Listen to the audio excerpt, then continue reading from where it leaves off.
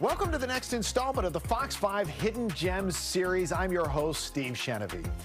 We know the DMV has no shortage of bucket list places, but this half hour, we're going to share with you some places that you might not be aware of. From places to eat, to places to explore, to places that take you back in time. We have it all for you this half hour. So let's get started.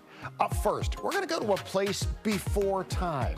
Photojournalist Arthur Asma is sharing the story of Prince George's County Dinosaur Park. This is one of the very few special places here in the state of Maryland where we actually find the remains of ancient dinosaurs and other plants and animals dating back to 115 million years ago. My name is John Paul Hodnett, and I'm the paleontologist and program coordinator for the Maryland National Capital Parks and Planning Commission's Dinosaur Park, the MNCPPC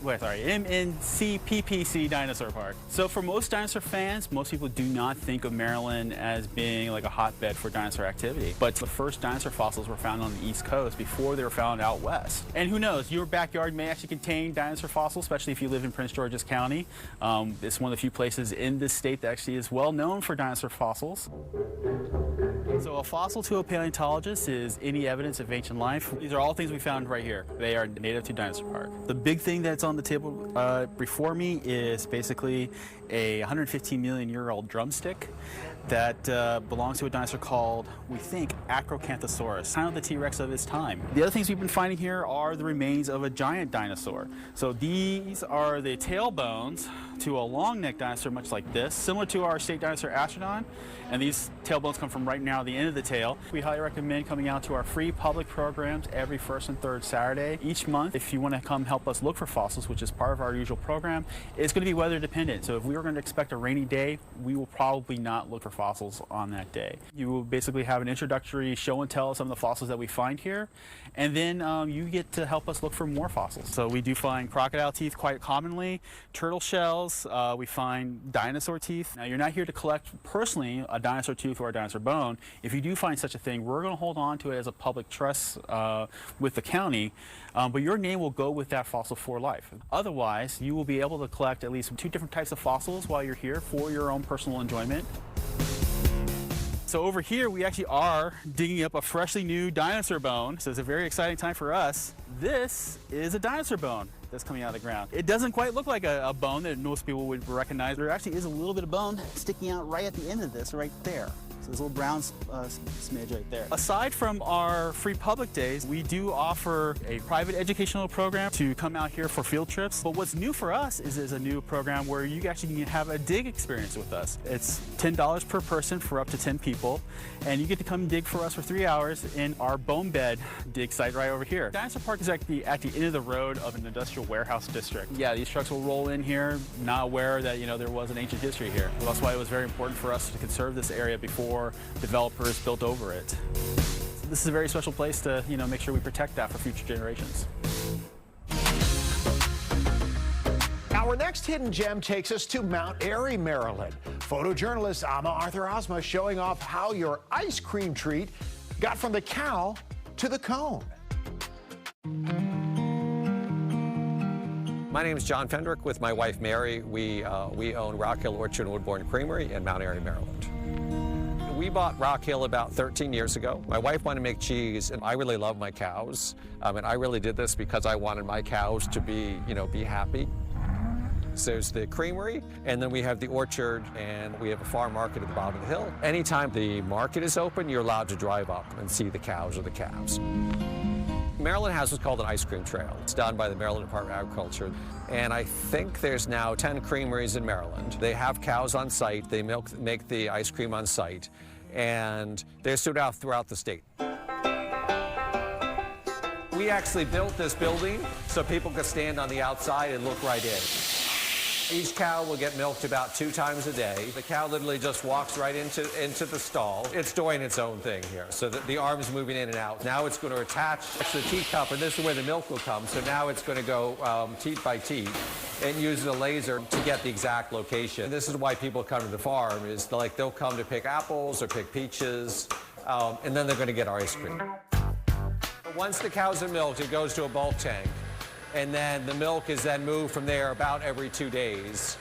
We pump it through the silver tubes, and then from the silver tubes into the vats. This is our ice cream mix, which we make out of our Guernsey cow milk. And then I'm going to use some pureed strawberries and lemon juice. We don't use any peanuts or tree nuts in any of our ice cream. I'm going to turn the machine on. So there we go. It pulls heat out to thicken it. And it spins around to scrape what's been frozen on the side. We make it about 2 to 3 times a week. If we're open, people are allowed to walk around wherever they like. And sometimes that means there are people standing outside the window, you know, knocking on the window. All right, I think we're ready. This is what we scoop ice cream out of. It's fluffy. There we go. So that's the strawberry ice cream. So now it's going to go into the hardening cabinet where it will freeze it from that kind of soft serve consistency into hard ice cream that we can scoop. So tomorrow it'll be ready to go. I mean, from my point of view, it's always a good time to get ice cream. But also from the point of view of supporting a farmer, visit a farm. It doesn't matter if it's my farm or another farm. It's really important for you to get out and see where food comes from. I love the place. I'm out here. It's nice and quiet. It's sort of my own world. And that's what I like about it.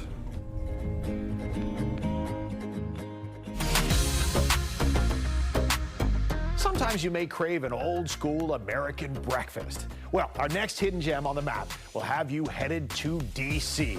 Photojournalist Arthur Asma takes us to Norma's.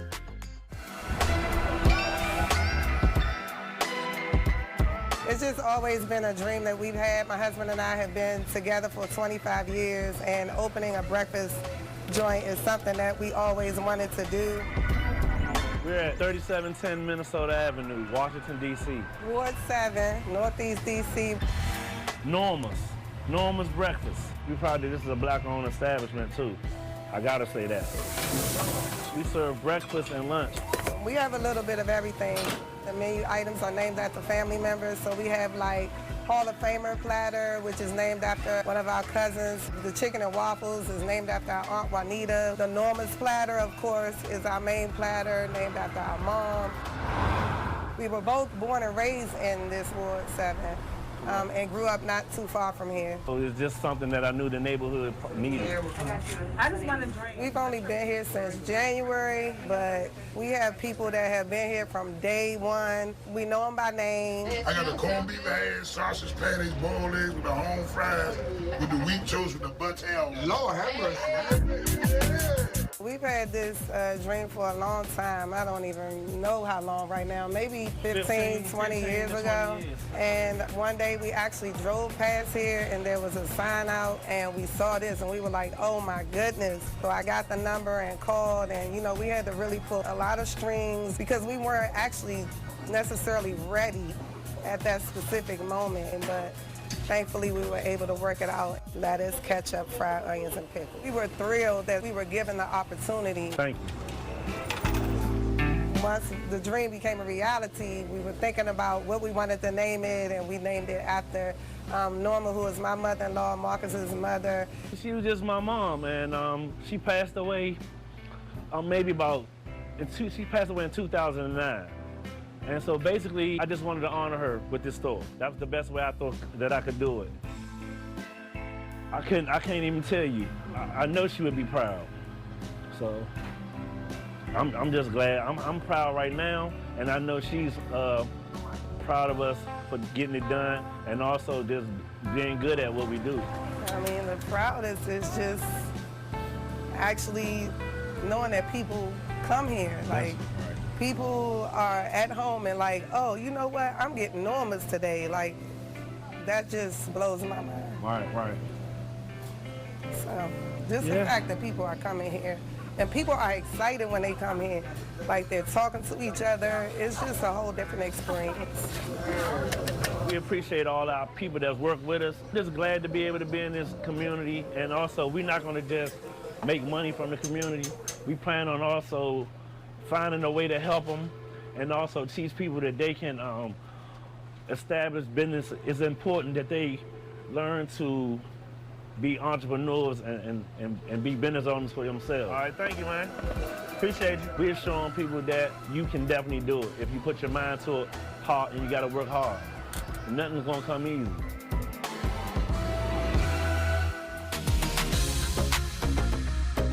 All right, we made it through the first round of Hidden Gems, but the stops just keep on coming. And up next, we're gonna get into some art and some history.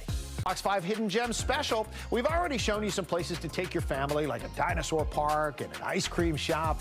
Up next, we're going to take a look at another museum off the National Mall. This one is in Montgomery County, and it's billed as being a fascinating gallery.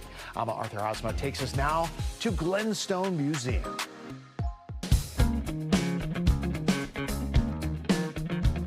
Glenstone is a contemporary art museum located about 45 minutes outside of Washington, D.C. There are art spaces that are indoors, as well as a really robust outdoor sculpture program, as you can see. My name is Erica Bogies, and I am the Senior Communications Manager at Glenstone Museum. This is the pavilions, and from up here it looks like a lot of different little buildings, but you'll find that when you go down into the museum, they're all connected underneath. And in fact, we're standing on top of it right now. Glenstone largely displays contemporary artwork that is post-World War II.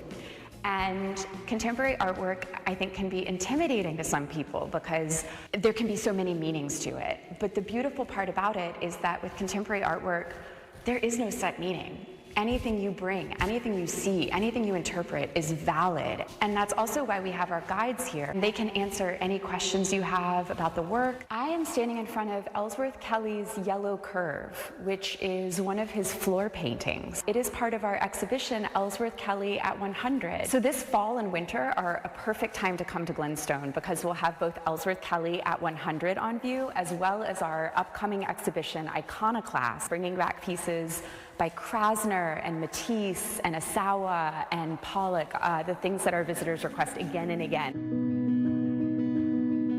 We're in room 7. We have a library, and visitors are welcome to pull books off the library, sit here for as long as they'd like to and read. It's the most relaxing place, I think, to sit at Glenstone and read for a bit. It feels so serene. We're standing in the water court, and this is the central element in the pavilions. As you walk around the museum space, you can see this from all the windows. It's a very popular spot for local wildlife and for our museum visitors. At Glenstone, we ask that our visitors keep their photography outdoors. And the reason for this is sometimes in a museum, I think having your phone out can really break the experience you're having, and it can break the sort of peacefulness or thoughtfulness that you are feeling as you walk around that space. And we're hoping to help people stay in that moment. We're looking at Split Rocker by Jeff Koons. It is a hobby horse and a dinosaur that have been fused. It's planted with 24,000 live plants. So it's kind of another piece of this beautiful seasonal landscape that's always shifting. This is a very big campus. I think our visitor average is 2 to 3 hours. I am a slow museum goer, so I would give myself a good 5 hours to see everything, but I think you can make a day of it. We have a cafe and a patio with food and beverage. I think you really can fill up as much time as you'd like here. Tickets to Glenstone are always free. We do have a limited number of tickets each day just to keep the atmosphere serene and uncrowded, but there are plenty of tickets. We also have several categories that don't need to reserve tickets in advance. So if you're a student, age 12 and up, if you come here on public transportation, if you are a veteran or active duty military, a teacher. We're open Thursday, Friday, Saturday, and Sunday from 10 a.m. to 5 p.m. And you can learn more about us at www.glenstone.org. We know the president lives at the White House, but one president of the United States called more than the White House home. President Lincoln's Cottage is a gem in the district, in the Petworth area of D.C. Photojournalist Arthur Asma takes us there. Welcome to President Lincoln's Cottage. Come on in.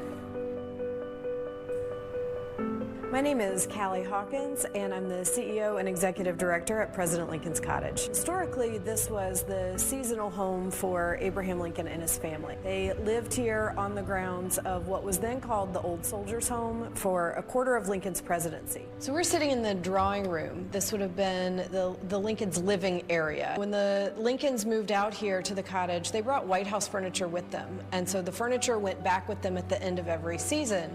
So there was no real cottage furniture. So we've decided to fill the house with Lincoln's ideas, and when we want to have lengthy conversations with the public about justice and democracy and these ideas that Lincoln was thinking through that still resonate with us today, we invite visitors to sit. You're sitting in 19th century furniture, but you really get to experience the rooms from the same perspective that Lincoln's visitors did. This is a 34-room country estate, and visitors today don't get to quite visit all of those rooms, but there are many rooms that they'll see here that are both public spaces and some of the more intimate spaces like the bedrooms upstairs. This is one of the most special rooms in American history. We're in the Lincoln's bedroom. Lincoln spent a lot of time working on the preliminary Emancipation Proclamation, one of our country's most nation-changing ideas that really came to be while he was living out here at the cottage.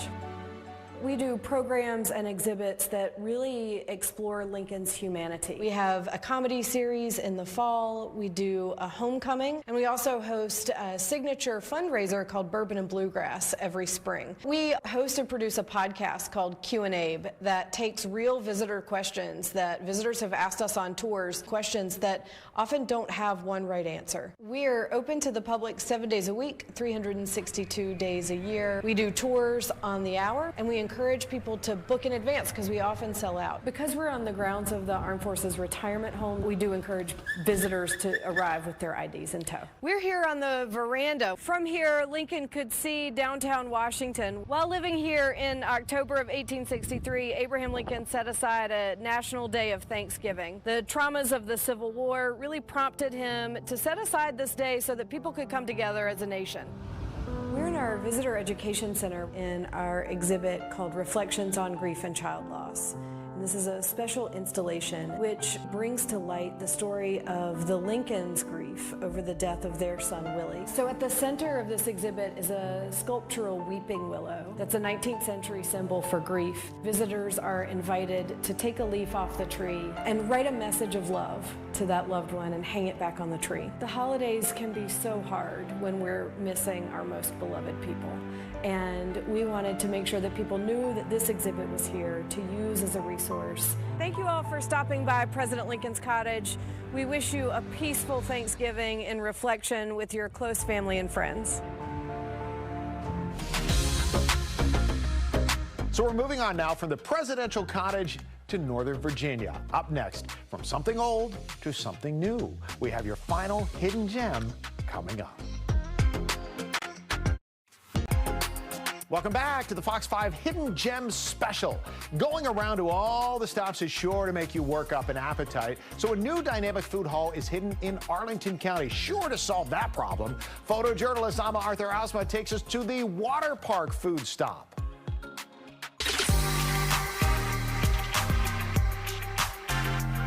It's a place where vibrancy comes together in food and beverage and fun and entertainment.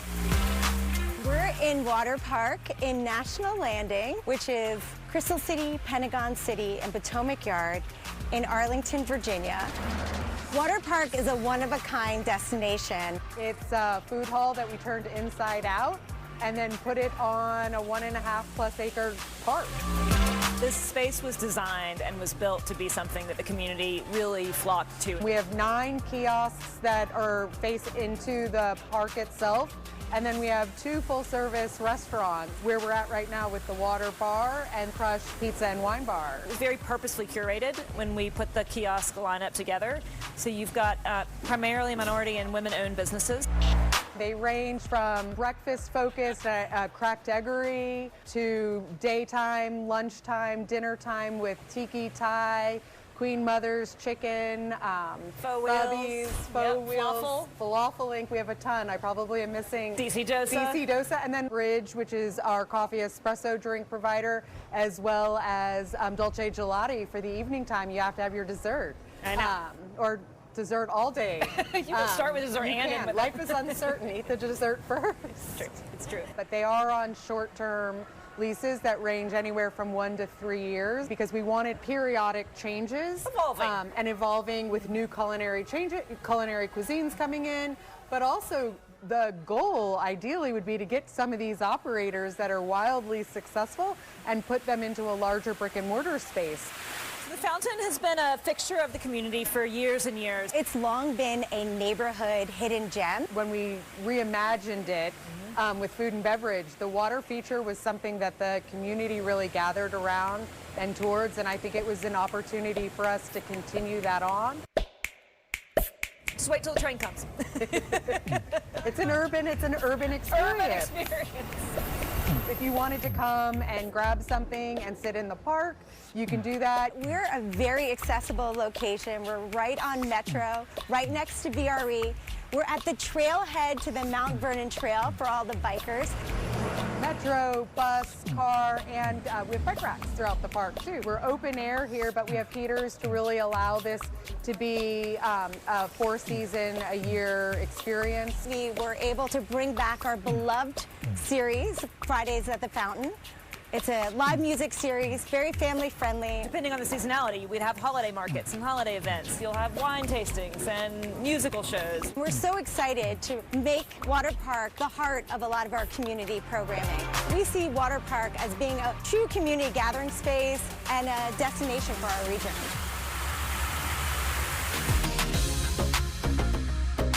Well, I hope you enjoyed the journey. That does it for this edition of Fox 5's Hidden Gems. You can catch up, though, on everything you missed or submit your idea for our next series on fox5dc.com. Happy exploring, and thanks so much for joining us.